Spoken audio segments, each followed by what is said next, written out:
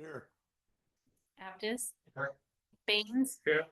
Chan, Here. Hill, absent Smith. Here. Thank you. Okay, on to the approval of the agenda. I have one amendment to move closed session after the district council's report. Any objections? Okay, hearing. As modified. I have a motion. Sorry. I have a second from Trustee Smith. All board secretary, please call the roll. Trustee Reader, Aye. Gilbert, Aye. Aptis, Aye. Baines, Aye. Chan, Aye. Hill, absent Smith. Yes. Thanks. Okay, on to the Pledge of Allegiance. Trustee Smith, will you lead us in? I pledge allegiance to the flag of the United States of America and to the republic for which it stands, one nation under God, indivisible, with liberty and justice for all.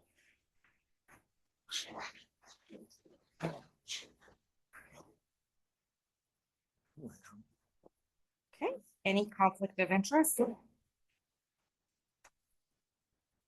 Okay, hearing none. On to presentations. A letter of recognition by Paul Devereaux. Morning, Madam President, members of the board. Like Don Bass,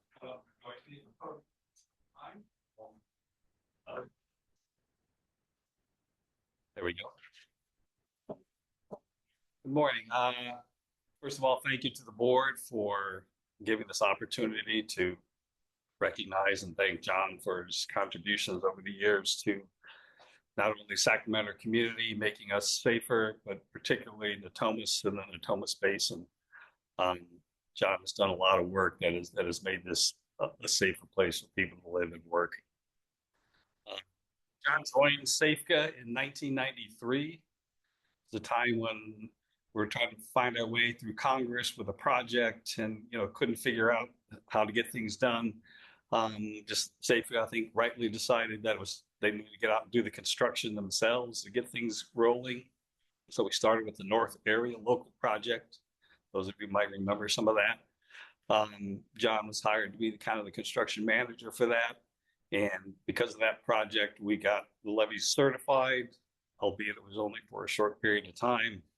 And then with the decertification, we had to come back with the next project, which was the Natomas Levee Improvement Project, where John was kind of the manager of that project, the design and construction. Over $400 million worth of improvements were done along the Cross Canal and the northern part of Natomas. And for those, just to get you the understanding, that was the highest risk area for us. I mean, if we ever lost a levee up there, you got the Bear, the Yuba, part of the Feather coming in, and Natomas would just fill up like a bathtub. So I think that was important. We got that stabilized. And obviously now we're working on, with the Army Corps, completing the rest. But the point I just kind of want to make is with John is he always was a friend of Natomas and a friend of the districts, making sure the projects were strong.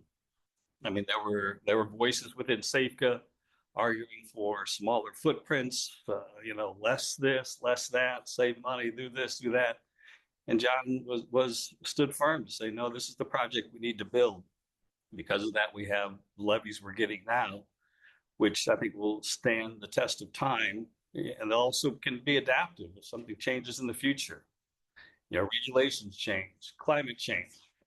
I think we built a project that's adaptable. But also John was very much looked out for the district, made sure we had access to the levees, that we can do our job safely, patrol during floods, those kind of things. Those are things that he continues to argue and debate, work with the Army Corps to make sure it's a safe project. So for that, I just want to say, congratulations and thanks, John, for all your work. Excuse me. I don't know, Madam President, you want to? John, I just wanted to say thank you for your work on the Natomas Levee Improvement Project. Your work here will be beneficial for generations to come, and we wish you and your family the best in your retirement.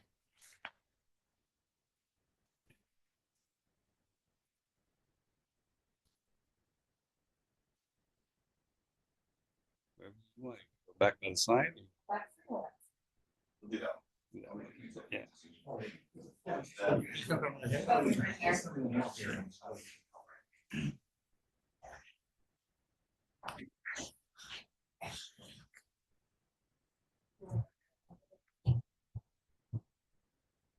Back to what's not being done.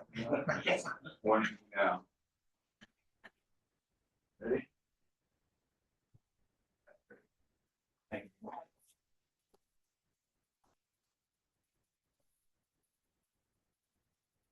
I did want to make one comment more on a personal note. John started in '93. I started my career in '98. Came up here green out of college, and I only have maybe 3 engineers over my career that have, I think, really helped me develop in my skill set. And John, well, thank you for that, John. Appreciate that. Okay, on to public comment. There's not. Okay. Okay, I will turn this over to the general manager for his general manager's report.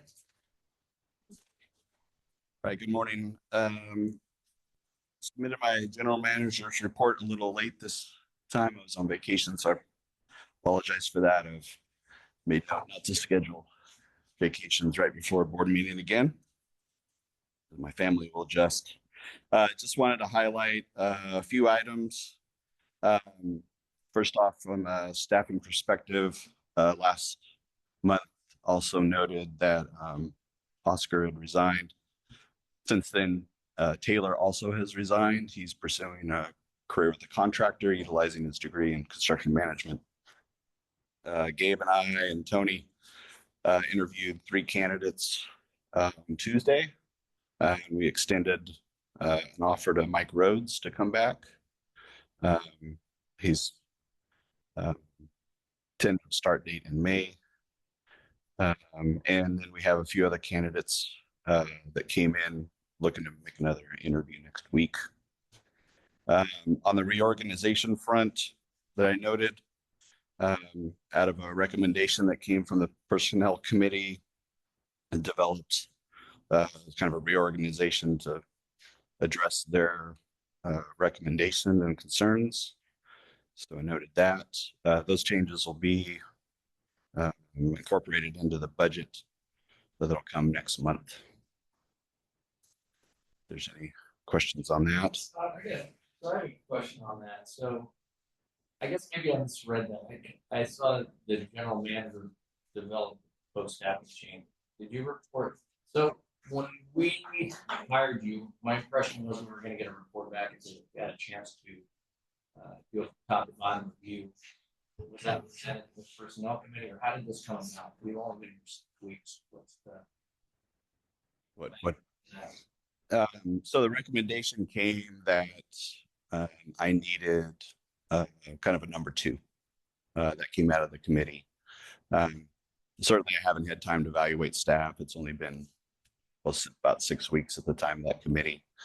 I was being responsive to the committee recommendation to provide that staffing change. Okay. So maybe a question for Scott Shapiro, just so I'm clear.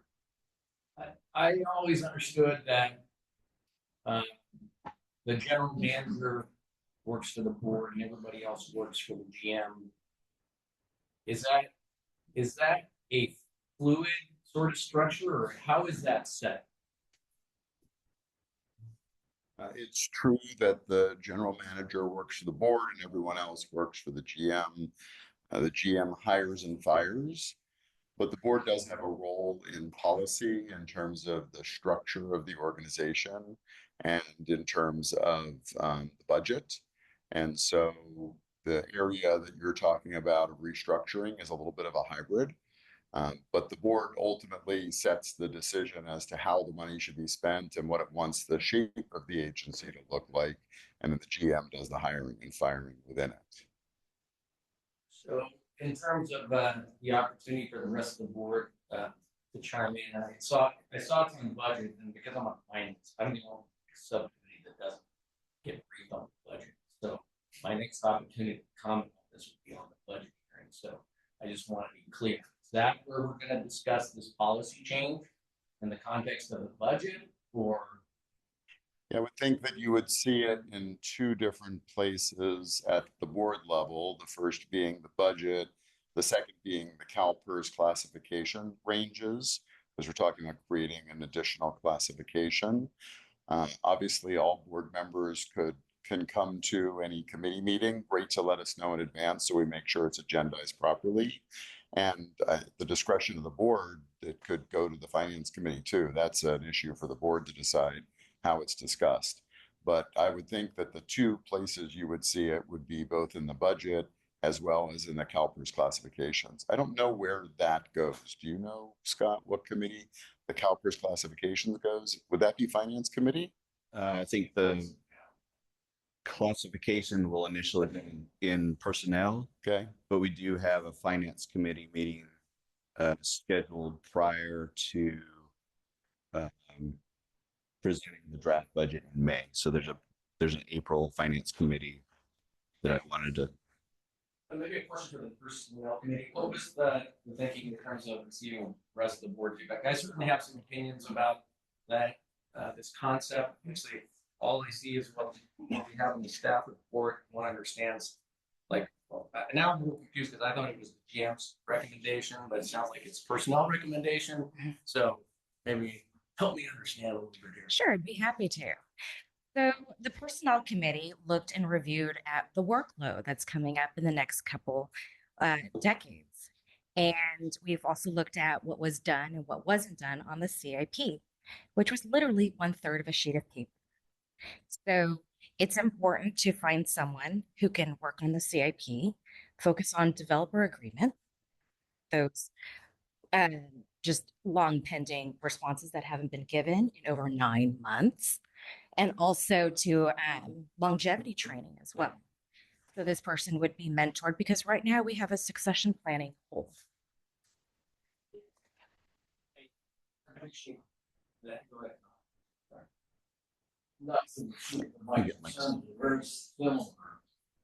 Very similar to yours. So my first question was what precipitated the need for, and you did answer that question, and where did it come from? So it kind of catches me by surprise, but out of full respect, if the general manager feels these are needed changes, then I think that's that prerogative. And then the other concern is how does this affect budget as I see all these changes? What's that implication? So those were, I think, similar to you, is where was the driving force for all of these changes all of a sudden, and how does it affect budget? So I think my questions and concerns are very similar to yours. So thanks for speaking up. Yeah, I guess my only thought is, I get all that, and I appreciate that. I guess maybe in my mind, I anticipated some strategic planning at some points, visioning with the board and whatnot, to sort of provide input on none of this stuff. I mean, I'm not saying I'm for or against it. I just, all I see is what's in black and white in this report. Obviously, the 10 meetings, around limitations, what happens. I mean, it seems to me, I'd rather have a discussion about it outside the budget. If we can talk about this more, I want to understand where you're coming from, or where the personnel committee is coming from in a little bit more detail to sort of be able to make a decision. I hate to just let a general manager's report come and go, and things happen, and we're presented with the budget, and I don't get an opportunity to chime in on until I actually see the big budget. So my request is that we figure out a way to agendize kind of. I kind of want to have an idea, Scott, of what your read is. You've been here a couple months. What have you evaluated? What do you see the needs going forward? What are we prioritizing in the organization? Where, restructuring, I think it's certainly to Scott's point. I mean, if you work for us and everybody works for you, that's certainly your prerogative. But it sounds like, you said you haven't completed your evaluations yet. Is that correct? That's correct. That's correct. I don't know. I mean, I feel more comfortable after, I think Scott had an opportunity to have a better evaluation. For structure changes, but I guess that's your prerogative. But I at least want to be informed as to the what and why. Okay. Certainly how much it's gonna cost. Actually, I believe it would actually be a cost savings as well.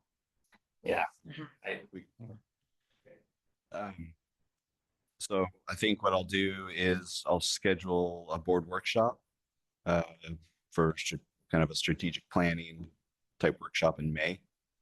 I just want to add one more thing. The ratepayers approved A218, and we haven't been able to deliver anything yet. And it's so important that we actually meet the promises that we made to the public. Absolutely. And so in evaluating that responsibility, the personnel committee made that really difficult decision. Well, I guess my question for you, Scott, is May long enough? I mean, so May would be, when did you start? Beginning of February? Mid-February. Mid-February. I mean, is that enough time to have a strategic planning workshop? I want to make sure that, we have, it's also, productive use of everybody's time. I think by mid-May, I could gather and make an evaluation of workload and evaluate how I see that workload being accomplished over the next year. I guess at that meeting, we could decide whether it was prudent to make the changes as part of this fiscal year or maybe push it off a fiscal year. But I can certainly entertain that discussion during the workshop.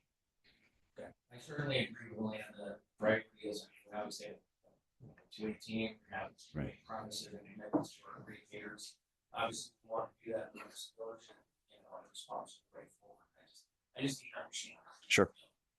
I apologize. No, not at all. All right. Any other I questions? just want a second flip. I'm in the same boat you are as far as not saying yes or no, but I'm not convinced at this point. So I want to be convinced. Okay. Understood.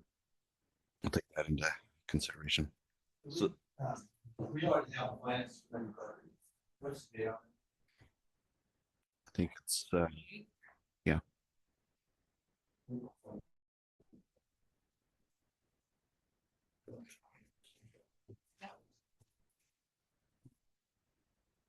All right. Moving on, maintenance activities.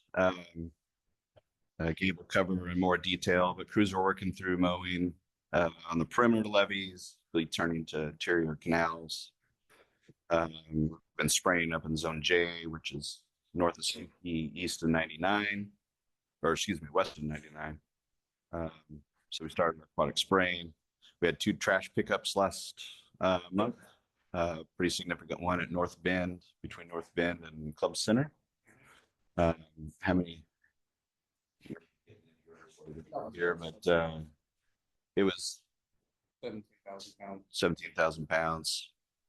Numerous shopping carts, handful of bikes, tires, and that was the River City Water Alliance did all the cleanup on that. So we appreciate that.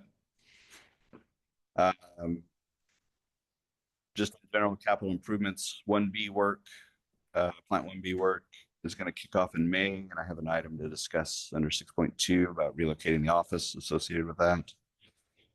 Plant 1A, the tunnel repairs is going to start mid-July, but we're still waiting on an updated schedule for how that'll progress from the Corps. At Plant 4, the SCADA installation's underway. It's looking like PG&E is trying to schedule some testing that'll allow them to energize the plant. We think that'll occur over the summertime, and that plant will be up and line for next winter. At Plant 8, parts coming out for the trash rake repairs were delayed to May. Kind of get stuck in coming over from, where are they coming from, Germany? I think from the UK. Yeah. So overseas shipment, repair trash racks. KSN also submitted their 60% plans for the improvements at Plant 8, and so we've begun reviewing those. I'll be engaging Mead and Hunt on that as well, particularly for electrical design reviews. And then the last thing on capital improvements, the Corps is working to advertise and award contracts to obligate funds that they have in hand before the year. And right now that's looking like that will include the West Drainage Canal improvements, Plant 5 relocation, Contract 2 on Reach I. As a reminder, Reach I is from I-5 to the Arden Garden connector. That'll flatten slopes and give us a O&M road. And then 3 of Natomas Mutual Water Company's pumps along the Sacramento River, their discharge pipes will be replaced. They're awarding these contracts by September 30 is their hope. Work won't start until following year, and some of them will be multi-year contracts. I'll just pause for any questions and catch a breath. Anything there? Other activities to note, I didn't fail to include a comment. We did receive a PRA request that came in on March 23rd, requesting a report of detailed payments to vendors issued by the district between January 1st of 2022 through February 28th of 2026. I coordinated with council to make sure we understood what we needed to provide to be responsive to that. We prepared that report, and that was mailed out on March 30th, and have not heard anything back yet. The request On the PREs, I don't know the board needs. Okay. Yeah, we're just trying to keep you guys aware, but if that's fine. feels like a lot of detail. Okay. Let's see. The basin-wide hydraulic model. I've prepared a draft MOU. I'll cover that in 6.4. We met with Mead and Hunt to go over the interior levee certification. They identified several locations with less than 6 inches of fill that the city was looking to see if we could take that work on. We went through the scope and the cost. Mead and Hunt's going to revise based on our feedback. And then we'll get back with the city on that. The city is pursuing a variance from the freeboard requirement at bridges, 4 feet instead of 3, and that's where a lot of these are. So that may be on pause. The development impact fee update. Going to be re-engaging with LWA, probably bring an amendment to the next board meeting for their contract to wrap that up this year. Paul is working diligently through all of our development agreements. And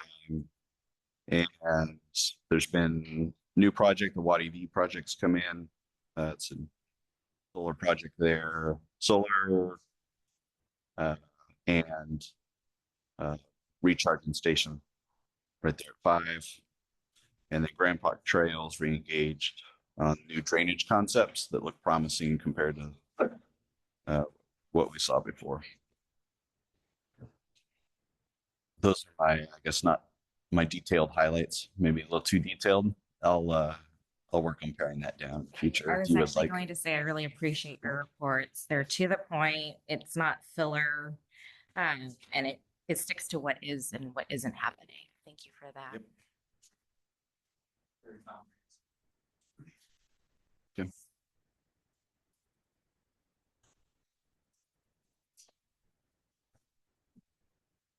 So that concludes my report. Okay, on to the operations manager's report. Good morning, everyone. A few items to touch on. Been working through high hazard encroachments and unauthorized encroachments with Central Valley Flood Protection Board. Had a great meeting with On Police this past week to go over current activities. We are working on a total of 7 current enforcement actions, ranging from unauthorized boat dock, to unauthorized vegetation, to unauthorized construction. So we've been out working through those items with Central Valley. As Scott mentioned, mowing's in full swing. We made it from, we mowed the NEM deck first. We got a lot of calls on the vegetation there. So we went from Elkhorn to Arden Garden Connector, waterside, landside, and then moved on from Arden Garden all the way, working our way up to Sankey Road. So we had DWR inspection on, I believe it was Wednesday, so that went well. Next week, we're going to begin some ditch cleaning along some of the drainage facilities with the excavator.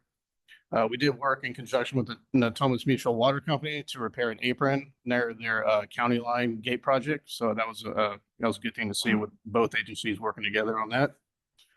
And then worked with the Panhandle Development as it relates to the detention basin dewatering. So met with them out there and kind of walked them through what we wanted there.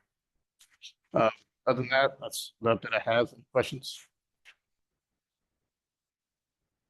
Could you tell us a little bit more about the boulders at Terracina and the East Train to deter unauthorized vehicle access? Yeah, so we get the Terracina Park, we get a lot of unauthorized access, not only vehicles, but folks coming in, walking through. So the only way we can prevent vehicular access is to place boulders. Unfortunately, they cut through our gates, so we can't repair gates. So we basically put boulders to prevent vehicular access. They can still walk around them and set up camp, but the boulders do prevent vehicular access. Terracina Park is, you were at Home Depot, and there's a park adjacent to that, right by Regional Sand. Yeah. Yeah. Okay. Yeah. Okay, and then I have a question on your report on page 2 and 4 of your report. There are 2 pages that go over homeless encampment cleanup. And it says the same years, but different data. So for page 2, it says that 24 crew hours on garbage removal, total cost of $3,000. Mhm. And then page 4, it says 109 crew hours, $16,633. Correct. So the first one is general garbage and debris. So typically we'll go out once a week or once every other week and pick up general garbage throughout the district, not associated to homeless. Page 4 is indicating the homeless garbage that we pick up and crew hours associated with homeless activities. Okay, let's make sure we indicate that more clearly.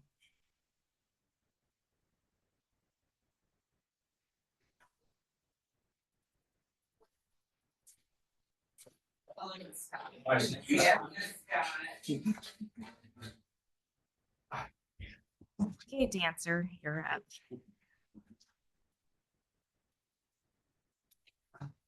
I didn't know I was gonna have my own theme music. That was really cool. Good morning. Just a few items for you this morning. One is we will be having a closed session to talk about a claim that came in against the district, and that was the agenda change made this morning was to move it earlier in the meeting. I unfortunately may get called out of this meeting sometime after 9, and I wanted to make sure I was available for that. So that's the first item. The second is we've talked before about the opinion we've requested from the Attorney General, or that we're requesting be requested of the Attorney General. And that letter went to the district attorney. He emailed back that he had assigned it to someone in his office, and I'm waiting to hear that it's moving forward. And then the last item is to report that we're going to be coming up in elections soon. And so we'll memos that we pull out every few years and take an opportunity to sit down and brief Scott. And Jolene's already an expert at this. And we'll get all that going and have a briefing for the board probably in May is my guess. Happy to answer any questions. The only other activities this month was continuing to support Scott and Paul on developer agreements. Right there. Right. Okay. And then, okay, so let's go into closed session. And for members, good morning again, Madam Chair, members of the board. The agency has received a claim under the California Tort Claims Act from Jordan Maurer at Maurer Law in regard to Bree Ann Ritchie, who fell and was hurt at the Aftershock concert Back in 2025, she's filed a claim with the agency alleging that the district had some level of responsibility. And the district did not put this concert on, it was put on by the county. And so your actions that you can take today are to take no action, in which case the Tort Claims Act will determine that that is a rejection of the claim with a 2-year statute of limitations. You could accept the claim and pay damages, or you could reject the claim, in which case the statute of limitations for suing would be 6 months. It'd be my recommendation that you reject the claim. Okay, I'd like to open for a motion. I'll move council's recommendation. Okay. Okay, I have a second by trustee Chan. Board By secretary, that recommendation. To reject the claim. Thank you. board secretary, please call the roll. Trustee Lee Reader, Aye. Gilbert, Aye. Baptist, Aye. Baines, Aye. Chan, Yes. Smith. Aye. Thank you. Thank you very much. Thank you, Mr. Shapiro. Okay, on to the consent calendar. Can I get a motion? I move consent calendar as submitted. Okay, I have a motion. Second. Trustee Baines. All those in favor say aye. Aye. All those opposed, the ayes have it. The consent calendar is adopted. On to scheduled items, banking authorization, review and consider adoption of resolution authorizing officers and trustees as signatories to the operations and maintenance funds held by the Sac County Treasurer. This is just an update to the resolution that was adopted in January. Since we've had some changes with the board, we do need to have the most recent and updated signers on file with the county. So that's what that's about. And then second is the list of vendors that we are typically using for digital equipment. And so we're expanding on that list. Okay. I'd like to open for board discussion. Questions, comments? We have to sign something on our way out. Okay, I'd like to open for public comment. Hearing none. I'll go ahead and entertain a motion. Okay, I have a motion by trustee Baines. I have a second by trustee Chan. All those in favor say aye. Aye. All those opposed? The ayes have it. The item is approved. On to item 6.2. Temporary office relocation. Discuss and consider approval of general manager to execute lease agreement with Venture Office Now for temporary office relocation during pumping plant 1A and 1B construction in 2026. Yes, so as I mentioned in my general manager report, they're going to be starting construction on pumping plant 1A and 1B. They typically will utilize the parking lot for laydown area. There'll be heavy equipment in and around. So similar to last year, we're looking to consider relocating to the space we were in previously at Venture Office Now. It's a kind of a plug and play walk-in. All services are provided. We just have to relocate our, I guess, grab our computers and go kind of thing. I included the budget impact here. It's going to split fiscal years, so I provided that split mainly in the current fiscal year. This is an unbudgeted administrative expense, and I will include the roughly 20,000 in the next fiscal year budget to track that appropriately. You see the quote there at the back. We will have 3 office spaces, 2 desk spaces. Move in, move out. So move in would be in May. We'll have a board meeting here in May and move out by mid-May to be out of the way, so there's not any hang up with construction as they start to stage for the 1B work. Probably we'll be back in November following construction in October.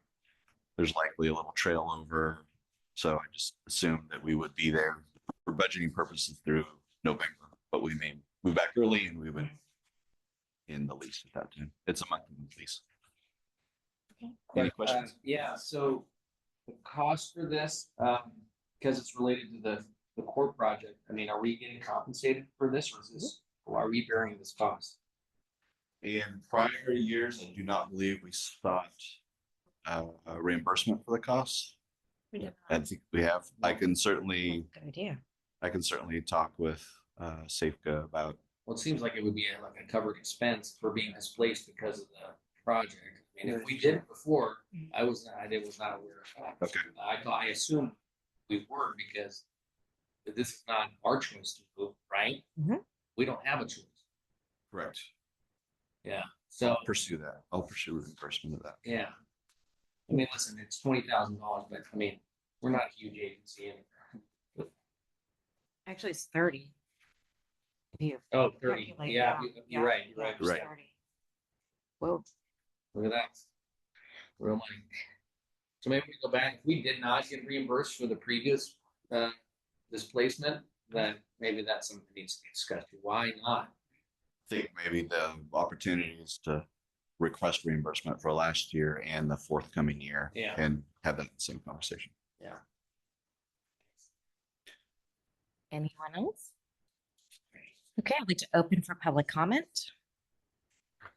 Okay. Sure.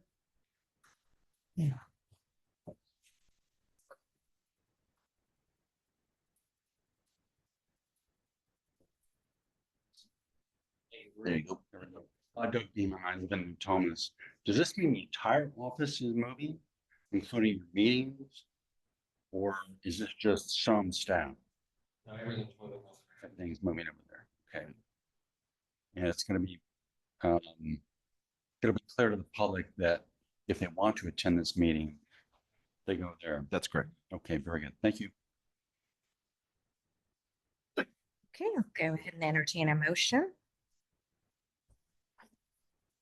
Okay. Staff recommendation, I mean, we have a choice. Okay. Okay, have a second. All those in favor? All right. All those opposed? The ayes have it.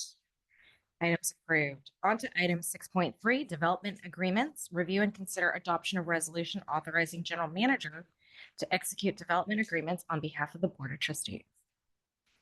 Yeah, so this item is really for my own state of mind and looking back through prior authorizations. Each authorization for general managers to sign, these are the reimbursement agreements, not any impact agreements. These are just the reimbursement agreements to get costs reimbursed for review. It always seemed to be directed at or towards particular development activities. What I'm asking for, since this is a reimbursement of our costs, not a fiscal impact, more blanket authority moving forward from here, that when developer comes in, I can negotiate that reimbursement agreement and execute it without having to come back to the board for each one of these. Should ask this earlier, Scott. I'm sorry. Can I ask this question, Scott? I'm assuming I don't have a conflict because I do have a client that has a development agreement, and this is a general policy that applies to the public generally. And I should ask this question at the beginning of the meeting, but I believe that to be correct, and I want to confirm. Yeah, my watch is talking to me If for it's some not- reason. Chat GPT giving legal opinions. Oh dear. Oh man. Yes, I agree. This is a general policy. This Okay. is not specific as to a particular entity. Sorry. No, I just had a quick question. So Scott, what's your threshold for determining what's routine and what's controversial and what comes before the board? I would say that I expect majority of them to be routine. If I see something that appears to be have an aspect of the development that isn't consistent with what we're normally seeing, I would seek council input to say, should I bring this to the board for special consideration? I really included that there just so it wasn't, there's still an opportunity if something goes awry. I'm not just signing agreements ad hocly. I just want to have the opportunity. Are we delegating authority? I thought all the developer agreements came to the board for review and approval. So the developer agreements will, any encroachment permits will. These are the funding agreements to get reimbursed for development review processing. task. Did those come to the board as well? Well, this proposal is to not have to have each one individually come to the board. Because all that the developers Yeah. are doing is agreeing to reimburse us for our expense in Yeah, reviewing their standard development. It's a standard agreement, and some of this was initiated ultimately, I think, at my fault, because we talked as a board before Scott was hired about the board, and this came from Trustee Hill's comment, not feeling like it was clear what was authorized by the board and what wasn't. And I had proposed a sentence be added to an agreement saying this agreement was authorized by the board on this date. So there would always be clear, you go back to the minutes and find it. And then Right. Scott said, well, where in the minutes are these developer agreements for reimbursement authorized? And you know, the previous general manager had been approving them without bringing to the board specifically because he believed that the board had generally delegated. And I don't know that that's wrong. But Scott is saying, let's get clarity. Let's have an actual motion, Just want an to actual clear issue. Mhm. Keep it clean. Okay. I'd like to open for public comment. Okay, hearing none, I'll entertain a motion. I move for approval. Okay, I have a motion by trustee Gilbert, a second by trustee Smith. All those in favor say aye. All those opposed? The ayes have it. The item's approved. On to item 6.4, Basin-wide hydraulic model MOU. Review and consider approval for general manager to execute memorandum of understanding with the city of Sacramento, county of Sacramento, county of Sutter for apportionment of cost share for the Natomas Basin FEMA letter of map revision internal drainage. The floor is yours. Okay, thank you. This item has to do with additional work being performed in coordination with the county and of Sacramento and city of Sacramento in the district. Those three agencies, we developed or made modifications to a basin-wide model in prior years. There was an MOU in 2021 that set cost sharing between those three agencies. That work has been complete. There is additional work now that needs to be executed to respond to FEMA comments on the hydrology. FEMA is eagerly waiting for the hydraulic submittal. And so this new scope of work that is Exhibit A to the draft MOU in your packet is twofold. It's the first two tasks really respond to FEMA's comments and get the ball rolling towards review of the hydraulics. And then the second two tasks are more of the follow-up review comments on hydraulics and actually getting the submittal together for the FEMA certification package. We did engage with Sutter County, and Sutter County is willing to be a participating agency. So now the cost will be split 4 ways. Total cost of the proposed work is just under $300,000, and the district share would be $74,200. I've drafted the attached MOU, ran through legal and got approval of the draft form. I sent that to the partnering agencies for their own review. There is a sense of urgency to begin this work, so I wanted to bring this to you now in its draft form for approval to sign once the other agencies approve.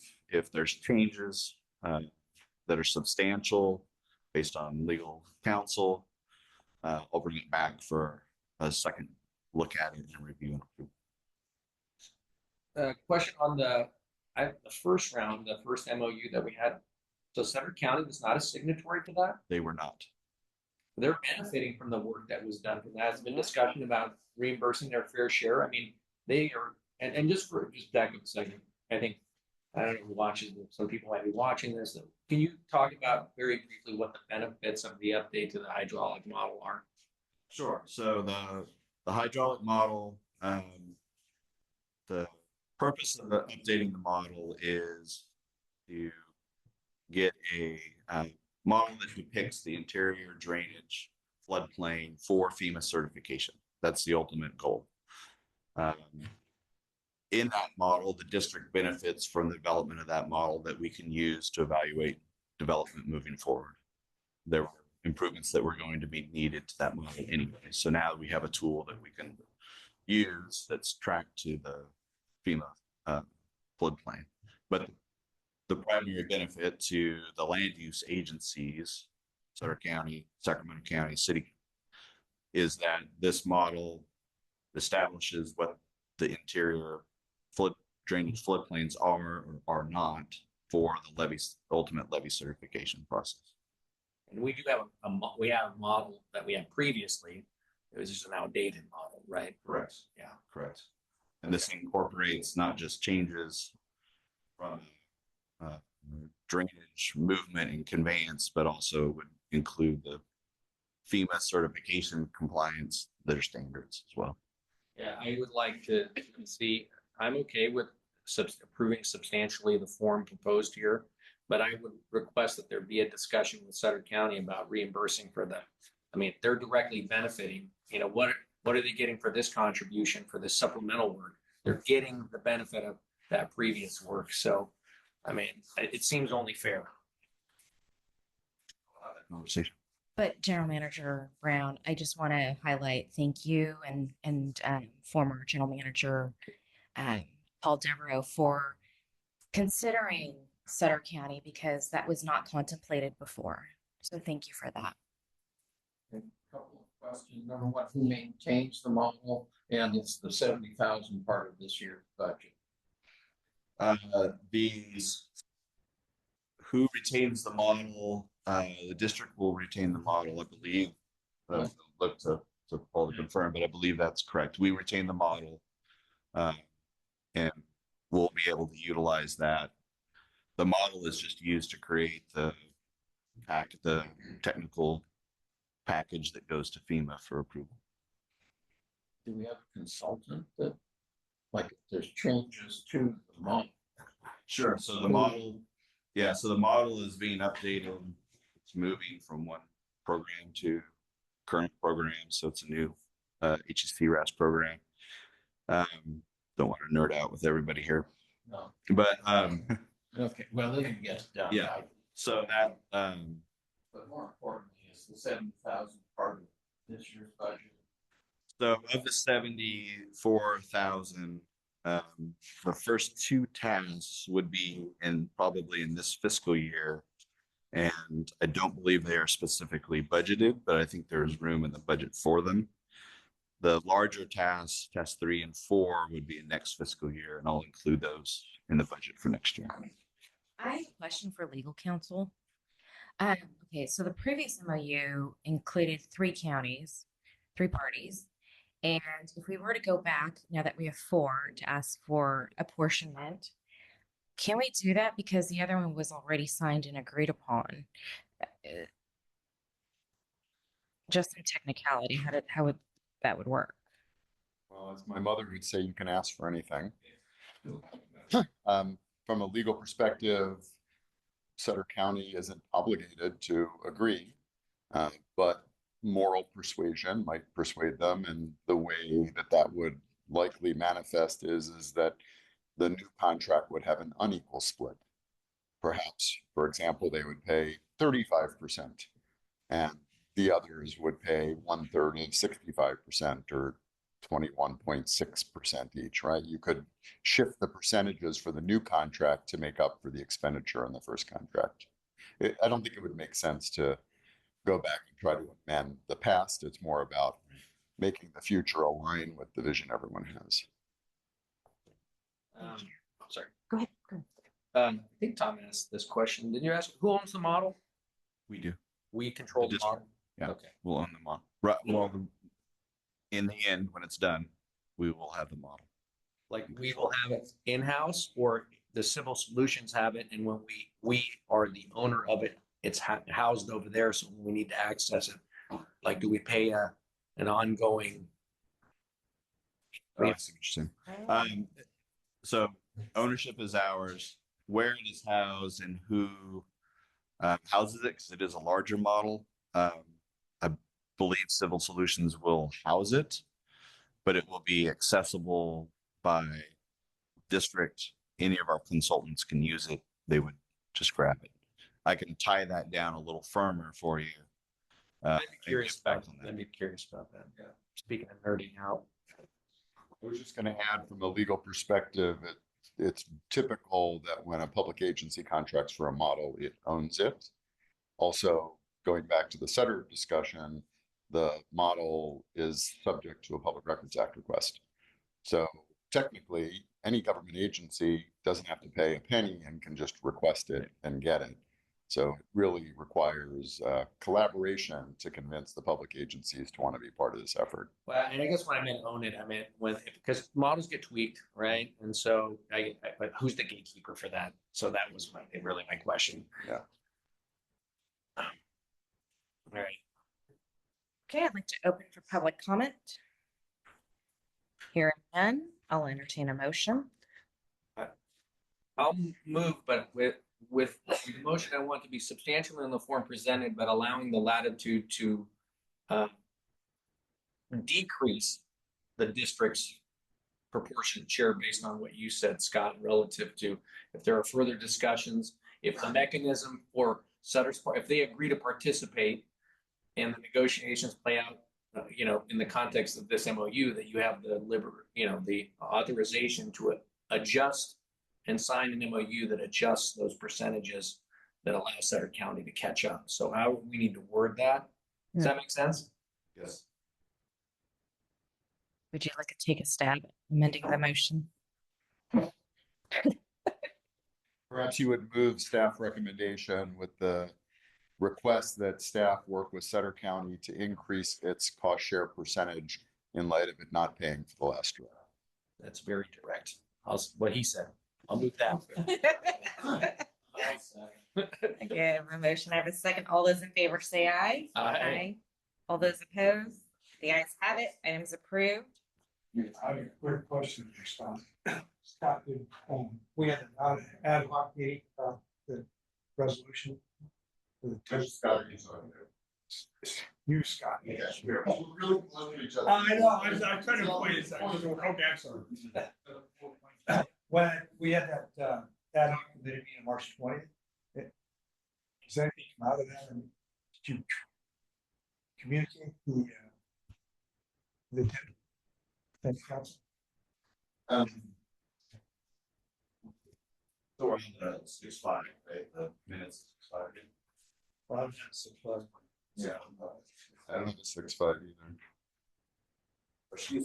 That's right. So. Oh, so, yeah. Yeah, it's that March 20th. Zero. Yeah, so your question is in regard to bullet 2 under 7.1? Right. Yes. So for the board's benefit, as indicated in the agenda, there was an ad hoc committee meeting on tenant relocation, which occurred back on March 20th. And this reflects our continuing efforts to resolve any remaining claims with the tenant of the Northgate property when we acquired that property. As a result of that meeting, we received direction from the ad hoc on a counteroffer to the tenant, which was made. The counteroffer was made with the very clear statement that any final resolution needed to come back to this entire board for approval. That's what I was. And so we're doing our best to negotiate with representation from the board and make sure that there is space to bring it back to the board for the entire board to agree.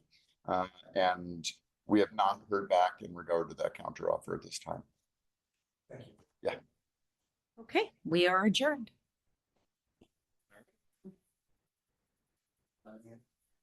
Love quick meetings. Brevity is a virtue. An hour? It is an hour. It is. Not all the other stuff. Oh.